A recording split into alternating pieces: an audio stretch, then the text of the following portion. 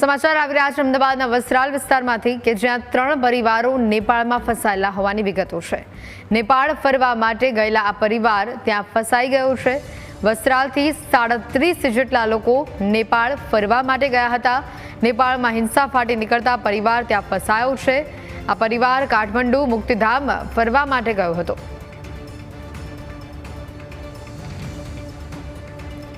નાના આ દ્રશ્યો એ પરિવારની આ તસવીરો પણ આપને બતાવી રહ્યા છે। આ પરિવારની તસવીર જે આ 37 લોકો કે જે નેપાળ ફરવા માટે ગયા હતા અને અચાનક જ હિંસા ફાટી નીકળતા આ પરિવાર ત્યાં ફસાયો છે। અમદાવાદના વસ્ત્રાલ વિસ્તારનું આ પરિવાર રહેવાસી છે। અને આ અંગે વધુ માહિતી મેળવીશું। સંજિતા મિહિર અમારી સાથે સીધા અહીંયા જોડાયા છે। મિહિર, આ પરિવાર કે જે અમદાવાદનો વસ્ત્રાલ વિસ્તારનો કે જે નેપાળ ફરવા માટે ગયો હતો પણ અચાનક જ હિંસા ફાટી નીકળતા આ પરિવાર ત્યાં ફસાયો છે, તેમના સ્વજનોનું શું કહેવું છે? બિલકુલ હેતવી, જે પ્રમાણે છેલ્લા 2 દિવસથી નેપાળમાં જે હિંસાના દ્રશ્યો છે જે સામે આવ્યા છે, ચોક્કસથી ઘણા બધા લોકો છે જે ફરવા ગયા હતા અને પોતે ત્યાં ફસાયા છે। ત્યારે અમદાવાદના જે વસ્ત્રાલમાં આવેલ આકૃતિ કરીને જે સોસાયટી છે ત્યાંના 6 લોકો છે જે ફસાયા હતા। પોતે જે 3 ફેમિલી છે તે પોતે ત્યાં ફસાયા છે। અત્યારે હાલમાં આપણી સાથે તેમના સ્વજનો છે, તેમની સાથે વાત કરવાનો પ્રયત્ન કરીશું, તેમની પાસે જાણીશું તે ખરેખર ક્યારે નીકળ્યા હતા, અત્યારે હાલમાં શું પરિસ્થિતિ છે, હાલમાં શું સ્થિતિ છે। તેમની સાથે જ્યારે છેલ્લે વાત થઈ હતી ત્યારે ખરેખર શું વાત થઈ છે, તેમના જે એક ફેમિલી મેમ્બર છે તેમના પુત્ર અહીંયા છે, તેમની સાથે વાત કરીશું। મિત્ર, સર્વપ્રથમ તો આપના ફેમિલી મેમ્બર કોણ હતા અને હાલમાં શું સ્થિતિ છે ત્યાં? અમારા મમ્મી ને પપ્પા છે ત્યાં, અને એ લોકો આજ સવારે પોખરાથી નીકળ્યા છે અને એક વૃદ્ધાશ્રમમાં અત્યારે બપોરે હતા એ લોકો। અત્યારે નેટ બંધ છે એટલે કંઈ વાત નથી થઈ પછી, એટલે એ એવું કહેતા હતા કે નીકળ્યા પછી ત્યાં બહુ વધારે તોફાન થયા છે સવારમાં। પછી રસ્તામાં એમને મિલિટરી ને બધું જોવામાં આવ્યું છે, એટલે પછી એમને પછી કશું નથી નડ્યું, પણ 2 દિવસથી એ ત્યાં પોખરામાં ફસાયેલા હતા। કેટલા દિવસથી આ પ્લાનિંગ થતું હતું અને જ્યારે અહીંથી નીકળ્યા ત્યારે કઈ રીતની સ્થિતિ હતી ને ત્યાં જ્યારે પહોંચ્યા ત્યારે કઈ રીતનું ત્યાં પહોંચ્યા ત્યારબાદનું સિચ્યુએશન શું?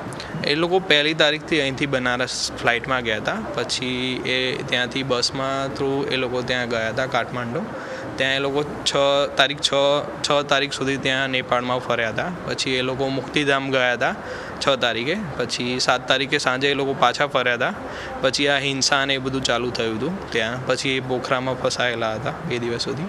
નેટ ને એવું તો બંધ જ હતું 2 દિવસ, એટલે કોઈ વાત નથી થઈ ત્યારે।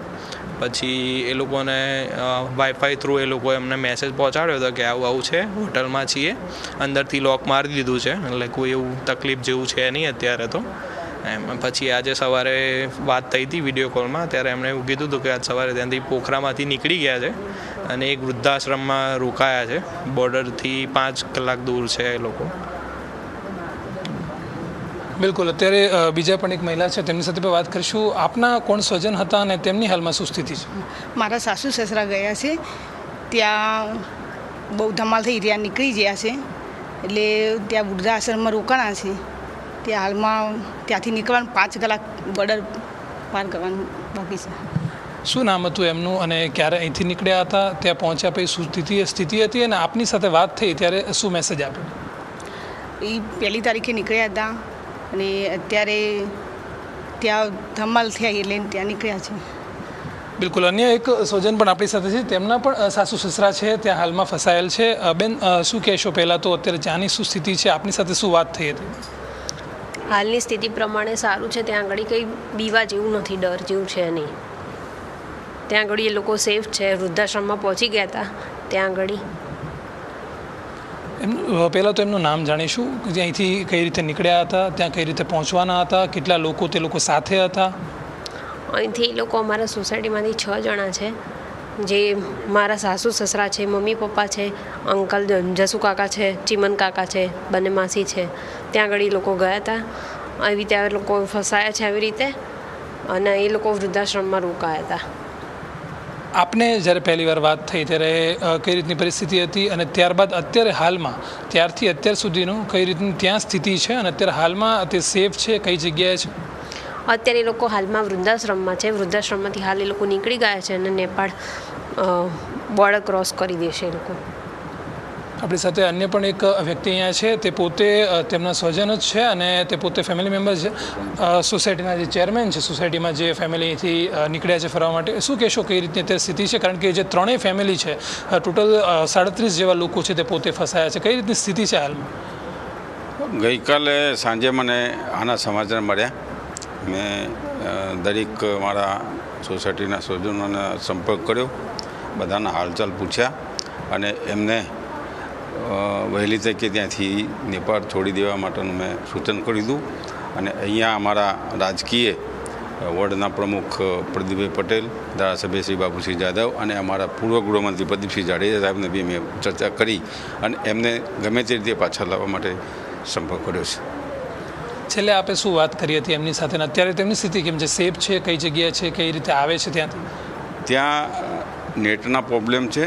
અવારનવાર બહુ પ્રયત્નો કર્યા પછી એમનો કોન્ટેક્ટ થયા હતા અને એમને એક હોટલમાં હતા અને એમને બહાર નીકળવા દીધા નહોતા અને આજુબાજુ તો ભડકે ભળતું હતું એવા સમાચાર મળ્યા હતા. જે ટૂરમાં હતા એમાંથી કોઈને કંઈ ઈજા પહોંચ્યો, વાગ્યું, એવા કોઈ સમાચાર? ના, એવું કશું નથી થયું. ટ્રાવેલ્સવાળાએ સેફ રીતે હવે ત્યાંથી બોર્ડર ક્રોસ કરવા માટેનો પ્રયત્ન કરી રહ્યા છે અને સાંજે કદાચ ત્યાંથી ફ્લાઇટ પકડીને અને અમદાવાદ રવાના થશે. બિલકુલ હેતુ, અત્યારે જે પ્રમાણે સ્વજનોમાં ક્યાંક ને ક્યાંક ચિંતા છે તે જોવા મળી છે અને સામાન્ય રીતે જે રીતના અત્યારે દ્રશ્યો સામે આવી રહ્યા છે, નેપાળથી જે હિંસાજનક દ્રશ્યો છે જે સામે આવી રહ્યા છે, અને ચોક્કસથી સ્વજનમાં અત્યારે ચિંતા થાય અને તેના જ કારણે ક્યાંક ને ક્યાંક જે રાજકીય રીતે અને તમામ રીતે જે પણ છે અત્યારે હાલમાં આગળ વાત પહોંચાડી રહ્યા છે, જે પણ છે મેસેજ પહોંચાડવામાં આવી રહ્યો છે કે ક્યાંક ને ક્યાંક જે પણ નાની તો નાની પણ કોઈ પણ પ્રકારની તેમને જો તકલીફ જે પણ થતી હોય તો ક્યાંક ને ક્યાંક તે મેસેજ પહોંચાડવાથી તેમને સફળતા મળે, તે પોતે અહીંયા વહેલી તકે આવી જાય, તેના માટે ક્યાંક ને ક્યાંક અત્યારે હાલમાં તમામ જે પ્રયત્નો છે તે કરવામાં આવી રહ્યા છે અને સ્વજનો છે તે અત્યારે રાહ જોઈ રહ્યા છે તેમના જે પરિવારજનો છે તેમની. હેતવી. બિલકુલ મિહિર, આભાર માહિતી બદલ.